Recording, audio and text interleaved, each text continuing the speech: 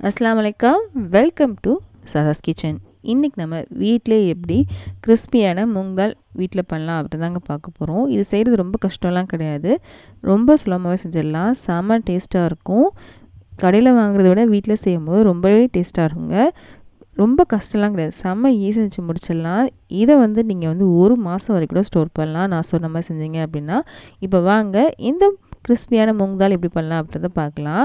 நான் இன்றைக்கி இந்த கப்பில் 2 கப் அளவுக்கு பாசிப்பருப்பு எடுத்து வச்சுருக்கேன். இதை நல்லா அலசிட்டு 2-3 தான் நல்லா அலசிட்டு ஒரு பாத்திரத்தில் தண்ணி ஊற்றி 1 மணி நேரம் ஊற வச்சுக்கோங்க. ஊறினதுக்கப்புறம் உங்களுக்கு காமிக்கிறேன்.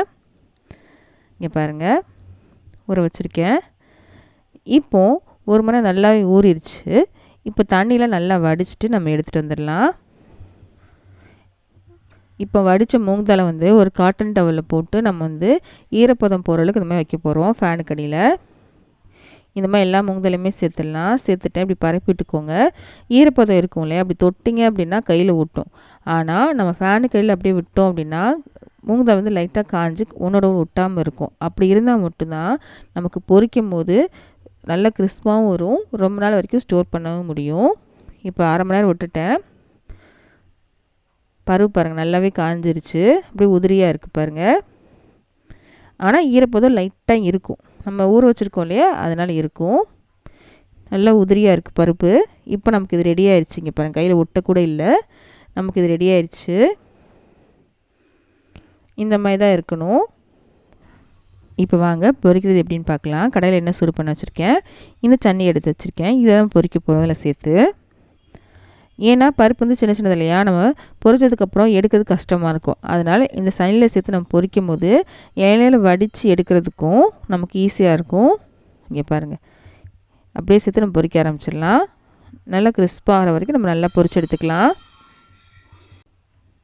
இப்போ பொரிஞ்சிருச்சு, நல்லா கிறிஸ்பாகிடுச்சு. எடுத்துடலாம். எல்லாம் வடிச்சிட்டு நம்ம எடுத்துக்கலாம். இப்போது பொரிச்ச மூங் தாலை நம்ம டிஷ்யூ பேப்பர்லேயோ இல்லை அப்படின்னா காட்டன் துணியோ நம்ம சேர்த்துக்கலாம். அதில் கண்டிப்பாக எண்ணெய் இருக்கும், எண்ணெய் இல்லாமல் நமக்கு வேணும். அதனால் எண்ணெய்லாம் உரியதுக்காக நம்ம காட்டன் துணி இல்லை அப்படின்னா டிஷ்யூவில் சேர்த்துக்கோங்க.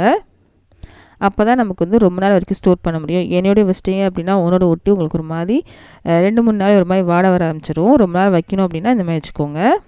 இப்போது திரும்ப எல்லாத்தையும் சேர்த்து இப்படி பொரிச்சு எடுத்துக்கலாம். நம்ம பொரிச்சதுக்கப்புறம் காமிக்கிறேன். இங்கே பாருங்கள், எல்லாத்தையும் பொரிச்சு எடுத்து வச்சுட்டேன். நான் டிஷ்யூவில் போட்டு தான் வச்சுருந்தேன். கொஞ்சம் கூட எண்ணெய் இல்லை பாருங்கள், இந்த மாதிரி உதிரியாக இருக்கணும். உங்கள்கிட்ட டிஷ்யூ இல்லை அப்படின்னா காட்டன் துணி மேலே பரப்பி விட்டுக்கோங்க. அப்போ உங்களுக்கு என்ன ஆகும் அப்படின்னா அப்படி உதிரி உதிரியாக வரும், எண்ணெய் இல்லாமல். இப்போது இதில் நம்ம என்ன சேர்க்க போகிறோம் அப்படின்னா, இதுக்கு தேவையான அளவு மட்டும் உப்பு சேர்த்துக்கலாம். ரொம்ப கம்மியாக உப்பு சேர்த்தா போதும், ரொம்ப ஜாஸ்தியெலாம் உப்பு சேர்க்கணும்னு அவசியம் இல்லைங்க.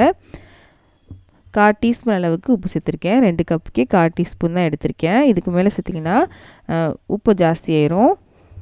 2-3 சிட்டிகை அளவுக்கு மிளகாத்தூள் எடுத்திருக்கேன், தனி மிளகாத்தூள். இதெல்லாம் சேர்த்து நல்லா கலந்துட்டோம் அப்படின்னா சூப்பரான மூங் தால் ரெடி ஆயிரும். செம்ம சூப்பரான ரெசிபிங்க, ஈஸியான ஒரு ரெசிபி தான். கண்டிப்பாக ட்ரை பண்ணி பாருங்கள். இந்த வீடியோ பிடிச்சிருக்கும் நம்புகிறேன். பிடிச்சிச்சு அப்படின்னா ப்ளீஸ் நம்ம சேனலை சப்ஸ்கிரைப் பண்ணிடுங்க, பக்கத்தில் இருக்க பெல் பட்டனே கிளிக் பண்ணிடுங்க. அப்போ தான் நம்மளுக்கு போட போகிற எல்லா வீடியோவும் சேரும். இந்த மாதிரி ரெசிபிஸ்லாம் உங்கள் ஃப்ரெண்ட்ஸ்க்கும் ஃபேமிலிஸ்க்கும் யாருக்காவது பிடிக்கும் அப்படின்னா அவங்களுக்கு இந்த வீடியோ ஷேர் பண்ண மறக்காதீங்க. நம்ம அடுத்த வீடியோவில் சந்திக்கலாம்.